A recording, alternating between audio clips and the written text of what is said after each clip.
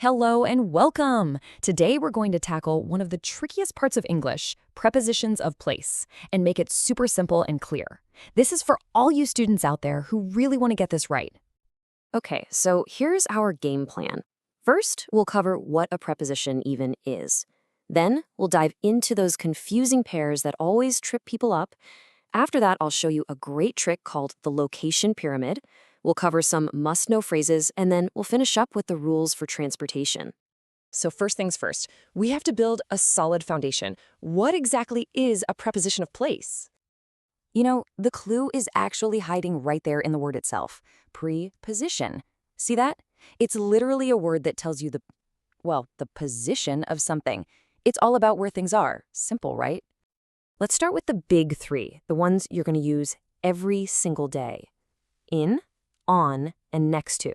Just picture this. You have coffee in a mug. The mug is on the table, and your book is next to the mug. These three are the absolute building blocks for everything else. All right, let's keep building.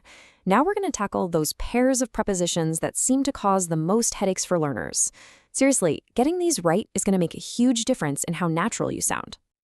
A classic battle. Over versus above. Here's the key difference to remember.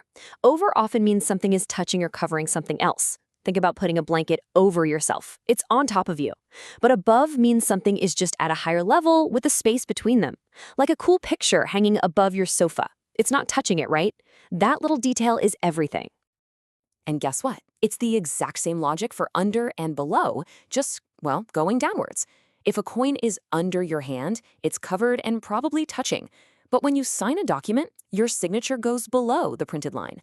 It's at a lower level, but it's not actually touching the words above it. So what about in front of versus opposite? This one is all about perspective. A car can be parked in front of a house. It's just there, ahead of it. But if a shop is opposite your house, that means it's on the other side of the street facing you. The key question to ask is, are these two things facing each other?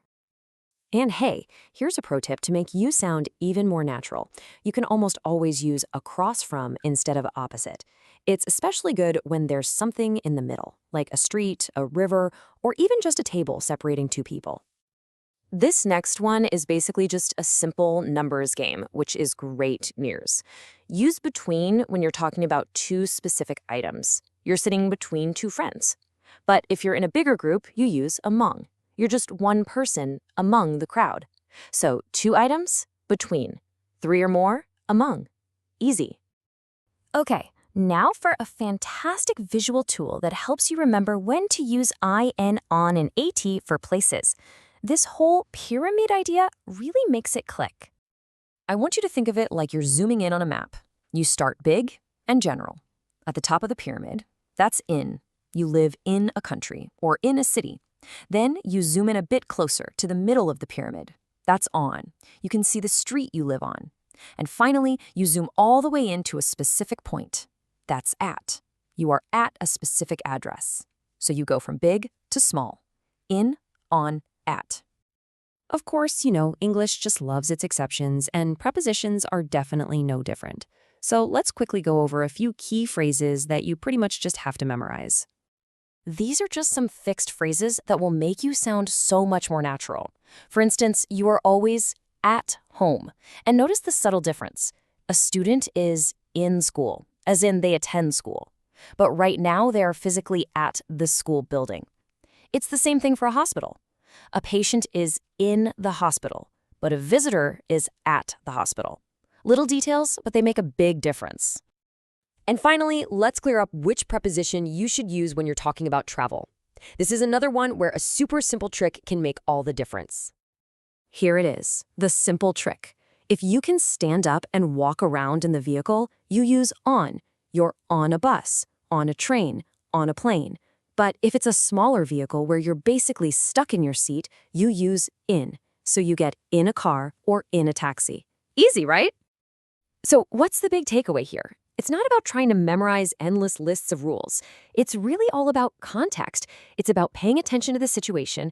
And I promise, the more you practice, the more you listen, choosing the right one just starts to feel natural. It becomes intuitive.